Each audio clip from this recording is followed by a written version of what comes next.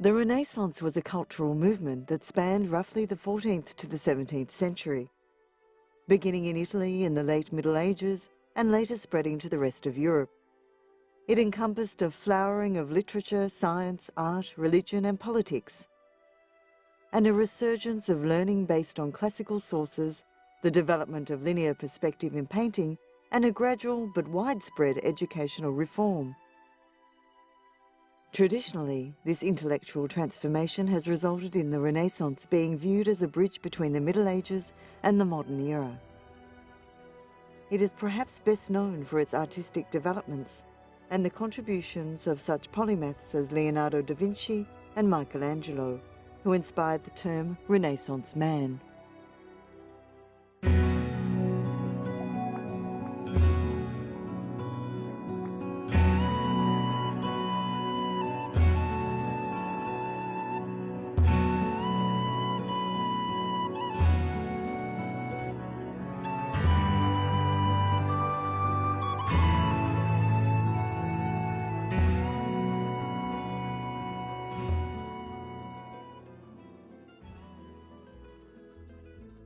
Florence is the capital city of the Italian region of Tuscany and of the province of Florence. It is the most populous city in Tuscany with approximately 370,000 inhabitants, expanding to over 1.5 million in the metropolitan area. Located on the banks of the River Arno, Florence is famous for its history and especially its importance in the Middle Ages and during the Renaissance, its art and architecture, and more generally, for its cultural heritage. A centre of medieval European trade and finance, and one of the wealthiest cities of the time, Florence is considered the birthplace of the Renaissance and has been called the Athens of the Middle Ages. A turbulent political history includes periods of rule by the powerful Medici family and numerous religious and republican revolutions. From 1865 to 1870, the city was also the capital of the recently established Kingdom of Italy. The historic centre of Florence attracts millions of tourists each year. It was declared a World Heritage Site in 1982. Due to Florence's artistic and architectural heritage, it has been ranked by Forbes as one of the most beautiful cities in the world, and the city is noted for its history and culture, Renaissance art and architecture and monuments. The city also contains numerous museums and art galleries and still exerts an influence in the fields of art, culture and politics.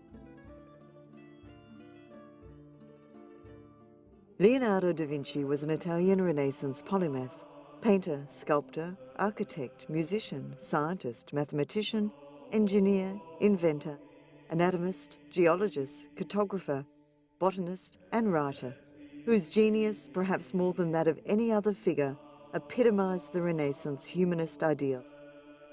Leonardo has often been described as the archetype of the Renaissance man. Leonardo da Vinci was born on April 15, 1452, in Vinci, Italy. It is uncertain that Vinci, just west of Florence, was the actual birthplace, and it is often debated that perhaps he was born in a farmhouse in Anciano. Nevertheless, Vinci claims the prestigious title of the birthplace of Leonardo da Vinci. Little is known of da Vinci's early life. What is known is that he was the illegitimate son of Sir Piero da Vinci and a woman who is only known by her first name, Catrina. It is speculated that she was possibly a slave from the Middle East, or perhaps just a lowly servant that worked in the household.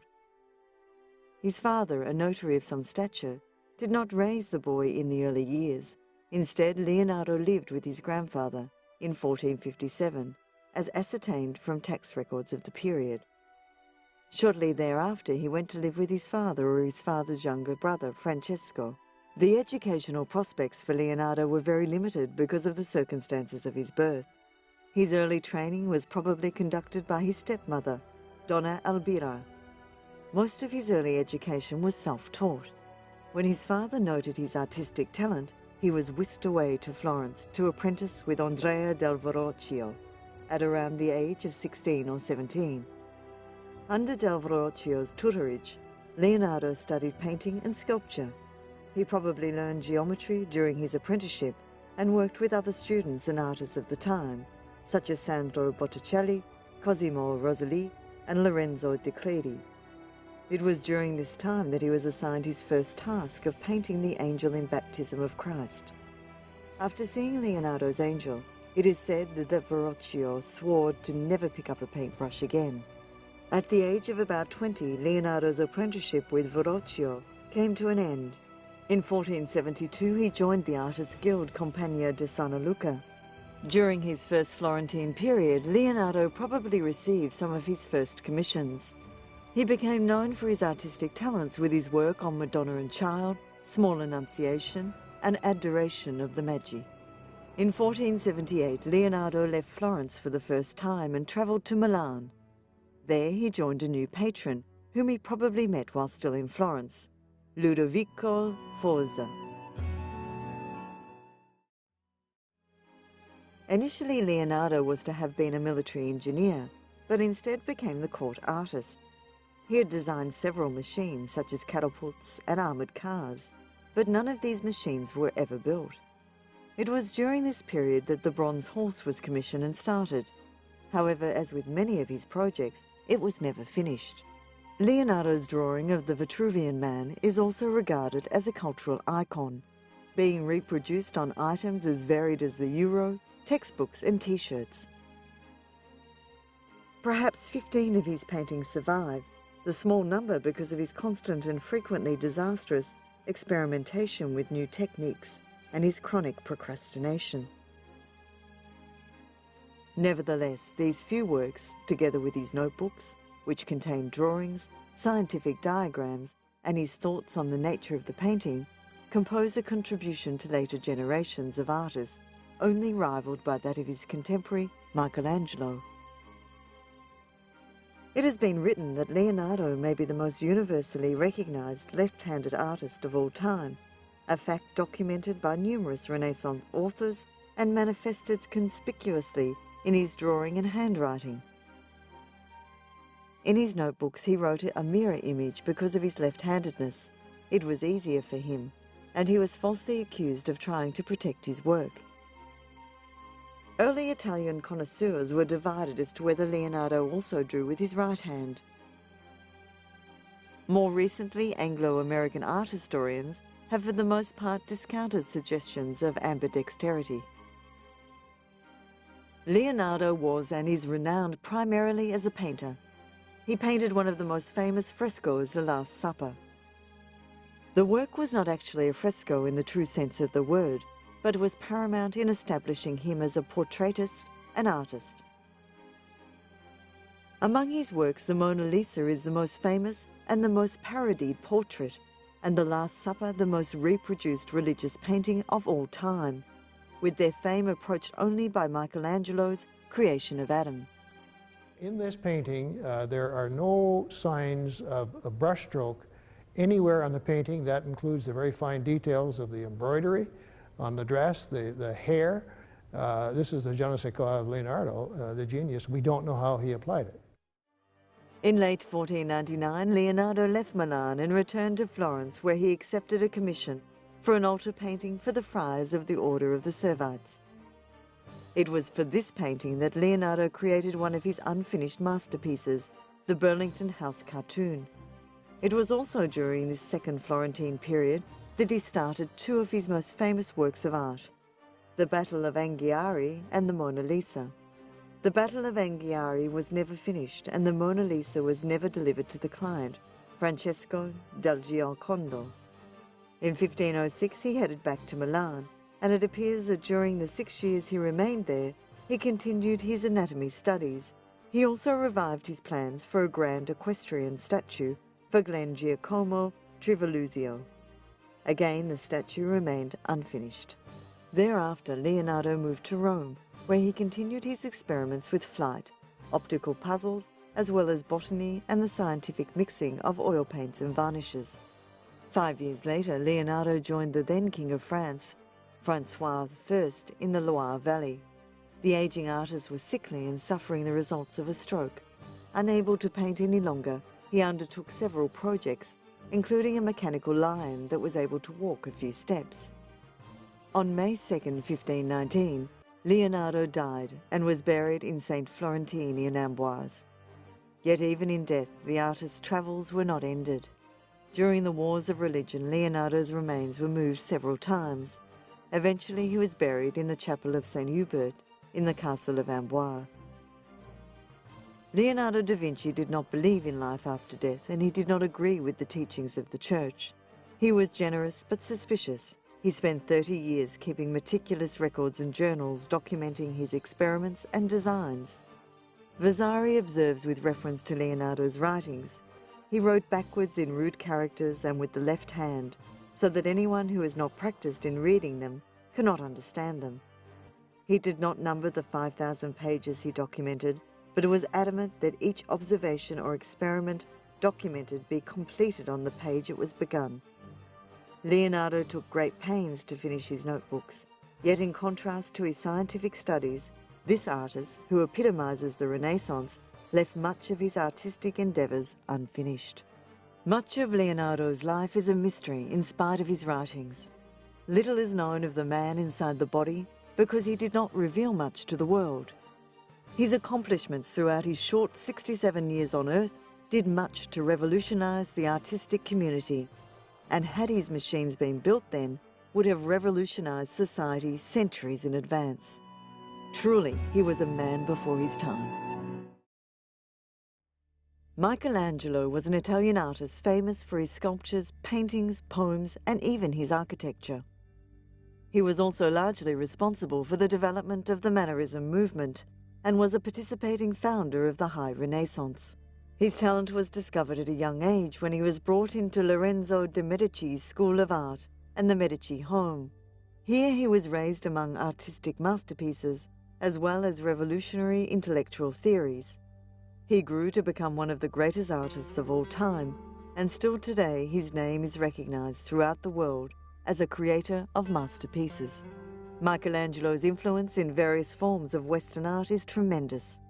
Although Michelangelo created amazing paintings, one of the most famous being the ceiling of the Sistine Chapel, and one of the most controversial being the Last Judgment, he above all viewed himself as a sculptor, creating the famous figure of David poised before the confrontation with the giant Goliath. There was not an Italian sculptor of the 16th century who was not influenced by the works of Michelangelo. In his later life, Michelangelo became more involved with poetry and architecture, helping to design the St. Peter's Basilica in Rome. Unlike many other artists of his time, he enjoyed much popularity during his life, working for the Medici family as well as popes. As an artist, he was unmatched, the creator of works of sublime beauty that expresses the full breadth of the human condition. Yet in a world where art flourished only with patronage, Michelangelo was caught between the conflicting powers and whims of the Medici family in Florence and the papacy in Rome.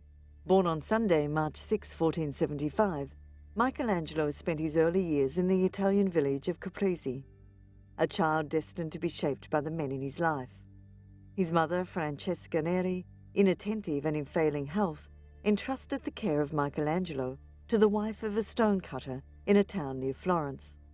From that moment, history has no account of her further involvement in Michelangelo's childhood or later life. His father, a minor Florentine official of noble lineage, was consumed with keeping what little remained of the family, money and properties. Michelangelo endured a childhood lacking in affection. His mother died when he was only 6 years old, and Michelangelo's father, recognizing the boy's intellectual potential, enrolled him in the school of a master linguist to prepare young Michelangelo for a career in business.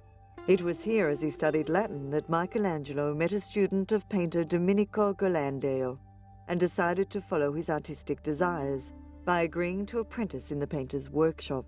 This life-altering decision, made by a shy and ill-tempered 13-year-old Michelangelo, shocked and infuriated his father, who had hoped that his son would become a respected merchant and preserve the family's tenuous position in Florentine society. In the early days of the Italian Renaissance, there was a stigma associated with the practice of art, because it entailed manual labor. Michelangelo's decision to defy his father and risk his family's social standing created a distance between the two men that would haunt the artist throughout his life. Within this conflict is found an understanding of Michelangelo the artist and, more importantly, the man. Despite his intellectual and artistic accomplishments, Michelangelo led a life punctuated by intense conflict. Soon after joining Ghirlandaio to learn the art of fresco painting, Michelangelo left his apprenticeship to study sculpture and anatomy at the school in the Medici gardens. His early success there won him an invitation to the home of Lorenzo de' Medici, the Magnificent, and more importantly exposed him to noted humanists, scientists and poets who were regulars at the Medici court. Though their radical beliefs were often at odds with the artist's strong religious faith, these men of the Renaissance intrigued the young Michelangelo. Their impact is apparent even in his earliest works. He's a painter, he's a sculptor, he's an architect. All of those activities are linked together by drawing because he prepares everything on paper before he begins to work. And that's what we see here. We see with these 90 drawings him working meticulously to prepare all of his works. With the death of Lorenzo in 1492, the school broke up, and Michelangelo was given permission to study anatomy at the hospital attached to Sto Spirito. By June 1496, he was in Rome, and here established his reputation with two marble statues, the Drunken Bacchus for a private patron, and the Pieta for St. Peter's. The latter is generally considered to be the masterpiece of his early years. Deeply poignant, exquisitely beautiful, and more highly finished than his later works were to be. Michelangelo returned to Florence a famous sculptor and was awarded the commission for the colossal figure of David. Soon after this, he was commissioned to paint a battle scene for the new council chamber of the Palazzo. On one wall he commenced the painting of the Battle of Cassina, while on the opposite wall his principal rival, Leonardo, was commissioned to paint the Battle of Anghiari. Although neither painting was ever finished, copies of a fragment of Michelangelo's full-size cartoon showing a group of nude soldiers reacting variously to the battle alarm that has interrupted their bathing soon began to circulate. These nudes, posed in a variety of turning and animated poses, established the Mannerist conception of the male nude as the principal vehicle for the expression of human emotions. Michelangelo abandoned this Florentine commission when Pope Julius II summoned him to Rome to design his tomb. What should have been the most prestigious commission of his career, a freestanding tomb with some 40 figures to be located in St. Peter's, became, in Michelangelo's own words, the tragedy of the tomb. Julius died in 1513. The contract was redrawn several times over the following years, with ever-diminishing funding. Other demands were made on Michelangelo by successive popes, and the project was finally cobbled together in 1545, a shadow of its original conception, with much help from assistants. The tomb is now principally famous for the colossal figure of Moses, one of Michelangelo's greatest sculptures. Two slave figures, the dying slave and the rebellious slave, intended for the largest of the schemes for the tomb, are now in the Louvre in Paris. While in the early stages of work on the tomb, Julius also commissioned Michelangelo to paint the ceiling of the Sistine Chapel. Michelangelo was evidently reluctant to abandon his sculptural project for one of painting, but he nonetheless began work in 1508, completed the first half by 1510 and the whole ceiling by 1512. Dissatisfied with traditional methods of fresco painting and mistrustful of assistants who could not meet his evolving demands,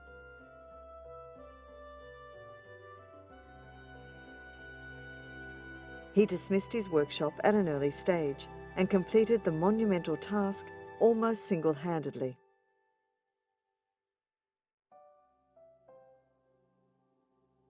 In the year of his death, his 89th year, he was working on yet another Pieta, the Ronaldini Pieta. In 1546, Michelangelo was appointed chief architect to St. Peter's and charged with the completion of the new church, the most prestigious architectural commission in Christendom.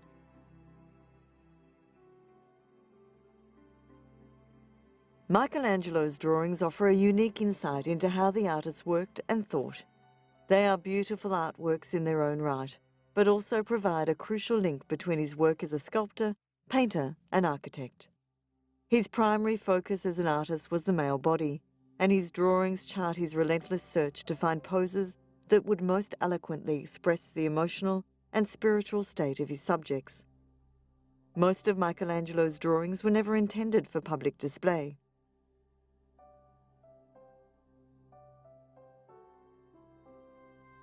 He destroyed a large number before he died, probably to prevent them from falling into other hands. He may also have wished to conceal the amount of preparation behind his major works.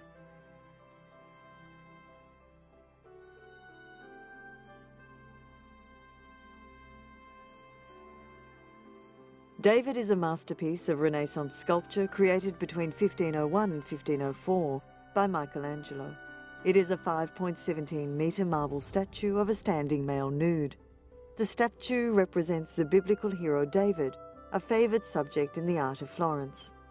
Originally commissioned as one of a series of statues of prophets to be positioned along the roofline of the east end of the Florence Cathedral, the statue was instead placed in a public square. The statue was moved to the Accademia Gallery in Florence in 1873 and later replaced at the original location by a replica.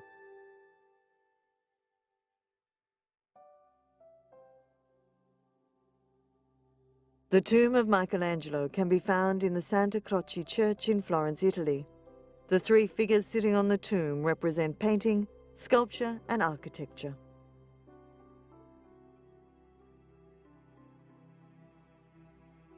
Man is a fortunate species. Over thousands of years, our intelligence has given us tools and technology, art and science, society and civilization.